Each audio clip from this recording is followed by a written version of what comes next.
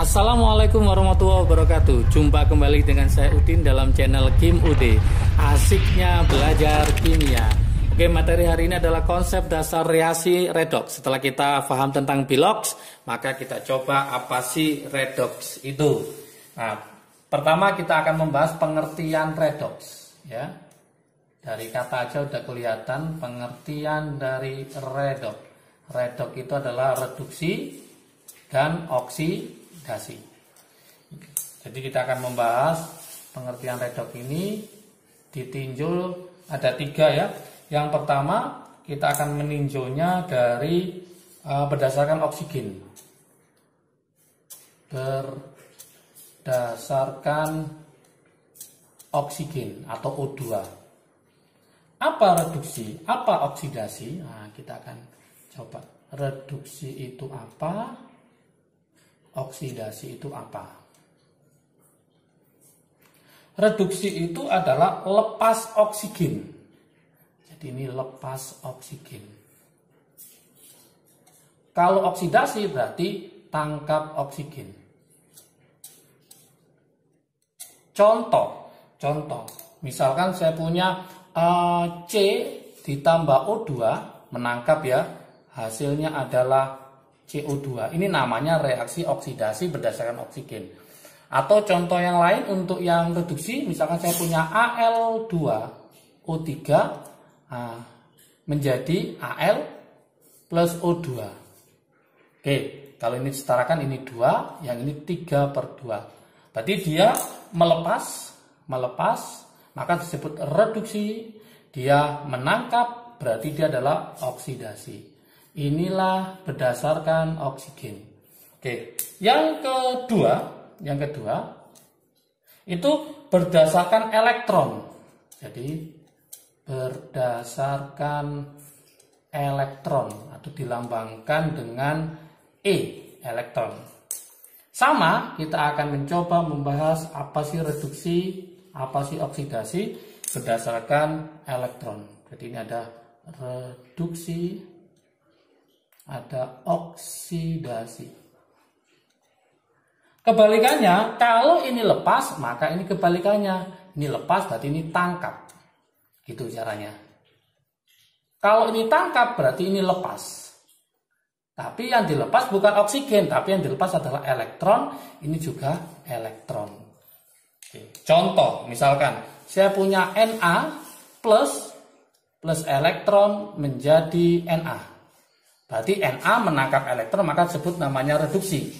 Yang ini contohnya misalkan Mg menjadi Mg2 plus 2 elektron. Karena dia melepas, maka dia namanya adalah oksidasi.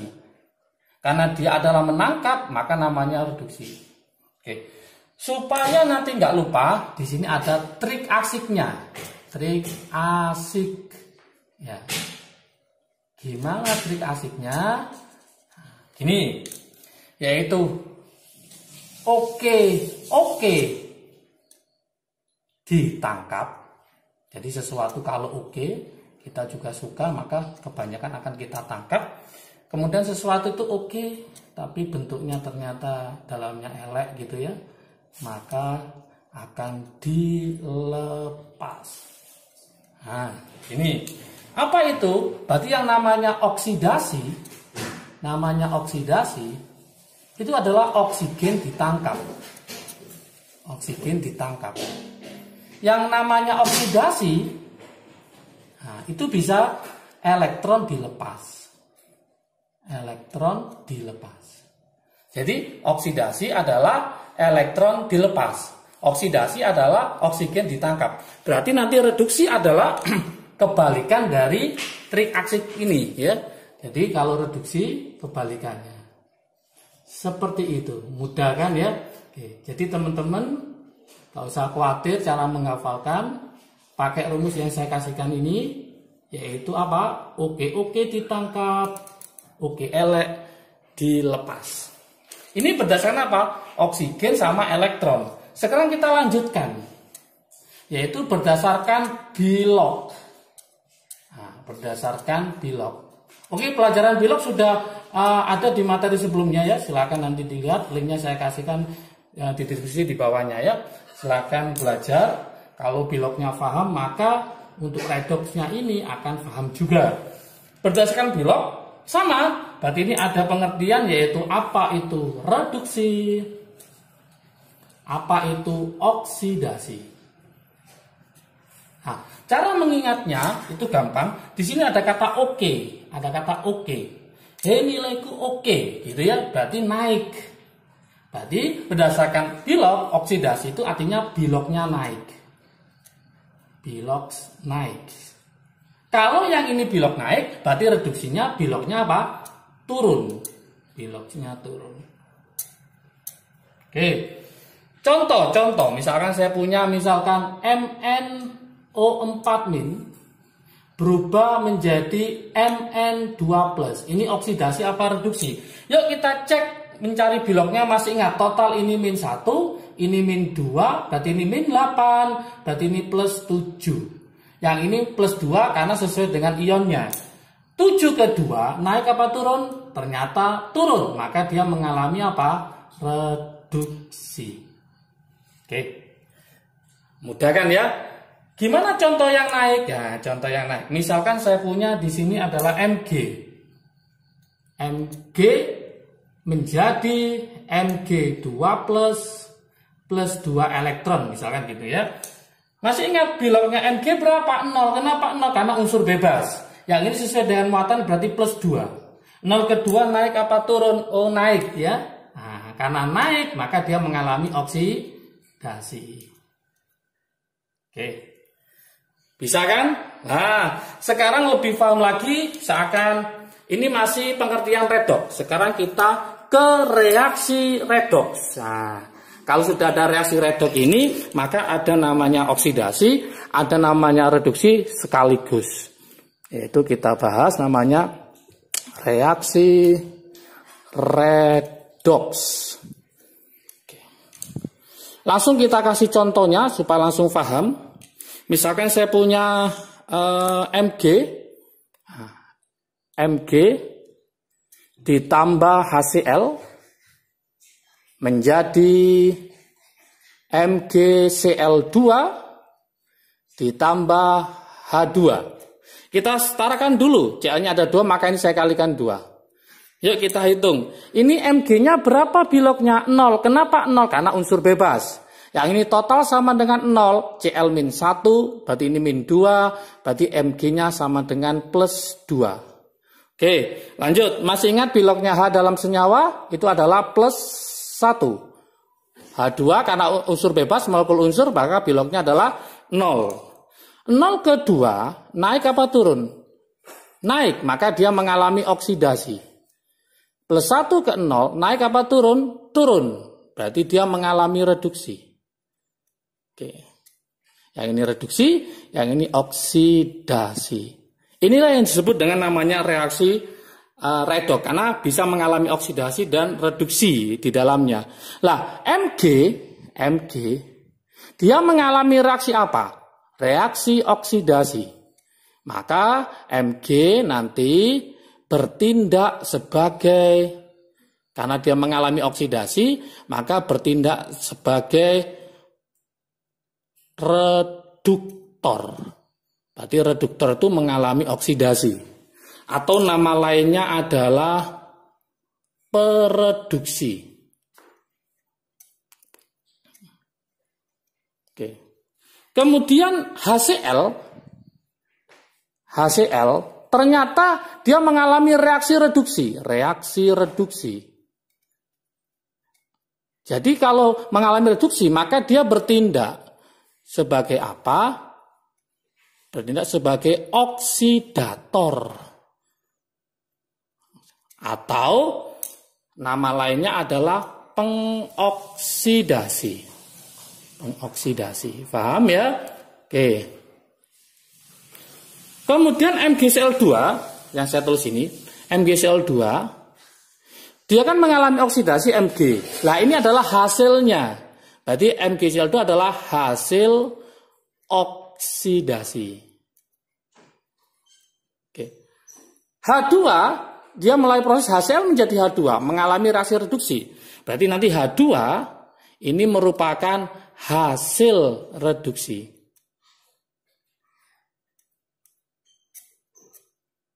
Oke, paham ya? Oke. Supaya paham, nanti ada soal misalkan apakah ini termasuk redox atau enggak, maka di sini ada trik asiknya, untuk menentukan apakah dia redox apa enggak. Trik asiknya, jikalau nanti dikatakan redox, ya, dikatakan redox, jika nanti ada unsur bebas. Masih ingat unsur bebas itu biloknya adalah berapa? Biloknya adalah 0. Jadi kalau ada bilok 0 pasti unsur bebas. Jika tidak ada unsur bebas tapi ada perubahan bilok, itu juga redox. Ada perubahan bilox. Nah, ini juga namanya redox. Maka nanti teman-teman kalau ada soal, manakah di bawah ini yang merupakan redox? Langkah pertama itu cari apakah di situ ada unsur bebasnya. Kalau ada unsur bebasnya, pasti redox. Oh, kok nggak ada unsur bebasnya, tapi ada perubahan bilok, pasti redox. Nah, contoh, ini ada unsur bebas, 0. Ini ada unsur bebas, 0. Maka ini saya pastikan adalah redox. Oke, contoh soal berikutnya, saya punya misalkan Cl2 ditambah NaOH menjadi NaCl plus NaClO plus H2O. Na-nya ada 2, maka depannya saya kali 2, Cl-nya sudah 2, 1, 1, 2. Oke. Kita coba, ini biloknya adalah 0. Kenapa? Karena unsur bebas. Yang di sini biloknya adalah -1 karena Na plus 1. Yang ini biloknya adalah plus 1. Ini plus 1, ini -2, berarti ini plus 1. Ya. 0 ke -1 itu naik apa turun? Turun. Maka dia mengalami reaksi reduksi. 0 ke plus 1 naik apa turun? Naik. Maka dia mengalami oksidasi. Jadi kesimpulannya Cl2 ini bisa bertindak sebagai, karena dia mengalami reduksi maka bertindak sebagai apa? Oksidator dan bertindak sebagai reduktor. Kalau ada suatu unsur atau suatu senyawa dia bertindak sebagai oksidator maupun reduktor, maka reaksinya disebut dengan nama reaksi autoredox. Berarti reaksinya namanya autoredox atau disproporsionasi. Oke. Contoh misalkan saya punya golongan ya, golongan 7A. 7A, anggotanya masih ingat teman-teman semua? Yaitu golongan 7A berarti F, Cl, Br, I, At. Oke. Berapakah bilok maksimumnya? Bilok maksimumnya. Berapakah bilok minimumnya? Bilok minim. Bilok maksimum itu caranya adalah sesuai dengan golongan. Kalau minimumnya adalah golongan dikurangi 8 untuk non logam. Karena yang stabil adalah 8. Karena dia golongan 7A maka maksimum adalah plus 7. Karena dia adalah dikurangi 8 berarti 7 kurangi 8 berarti minimumnya adalah -1. Namanya maksimum berarti dia tertinggi. Maka artinya nggak bisa naik tapi bisa turun. Berarti ini hanya bisa direduksi saja.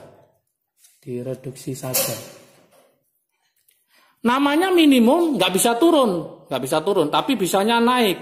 Nah, naik itu berarti artinya hanya bisa dioksidasi saja.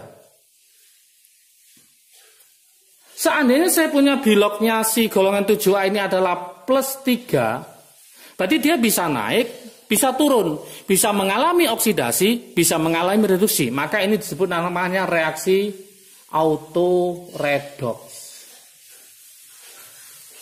Nah, jadi kesimpulannya reaksi autoredoks nanti, kalau saya buatkan trik asiknya, dikatakan yang autoredoks ini, ya, ini kalau kita buat trik asiknya untuk autoredoks, trik asik dikatakan autoredoks,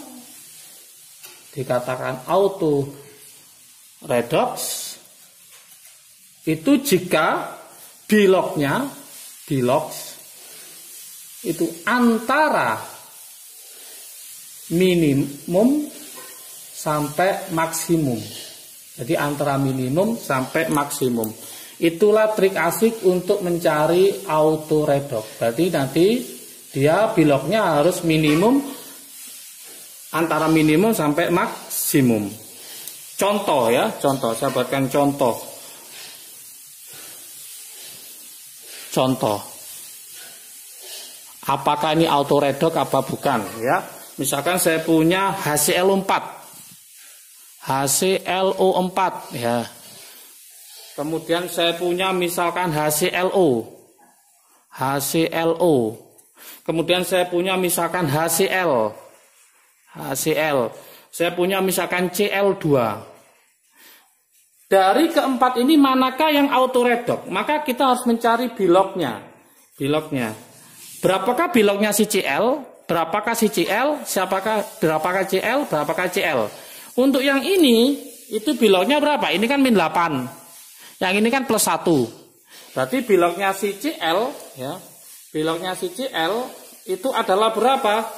Nah, ini adalah plus 7. Plus 7 adalah maksimum. Berarti dia bukan redoks. Berarti ini salah. Kita coba yang ini, total sama dengan 0. H itu plus 1. Berarti Cl-nya berapa? Min 1. Berarti Cl-nya min 1. Min 1 termasuk minimum. Berarti dia bukan autoredoks juga. Oke. Kemudian yang ini biloknya berapa? 0. 0 antara min 1 sampai 7. Maka inilah autoredoks. Ini autoredoks. Oke. Kemudian yang ini, yang sebelahnya ini yuk kita cek. Ini min 2. Yang ini plus 1, berarti Cl-nya adalah plus 1. Plus 1 antara min 1 sampai 7. Berarti ini juga autoredoks. Nah, berarti yang autoredoks adalah HClO sama Cl2. Oke, paham? Kalau video ini bermanfaat bagi kalian, silakan di-share ke teman kalian supaya manfaatnya lebih banyak. Jangan lupa like, subscribe, dan komentarnya saya tunggu supaya saya dapat membuat video yang lebih menarik lagi. Oke, jangan lupa kalau mau rangkuman dari materi hari ini bisa dilihat di IG Kim UD. Jangan lupa follow ya. Oke, salam sukses dari Kim UD, asiknya belajar kimia. Assalamualaikum warahmatullahi wabarakatuh.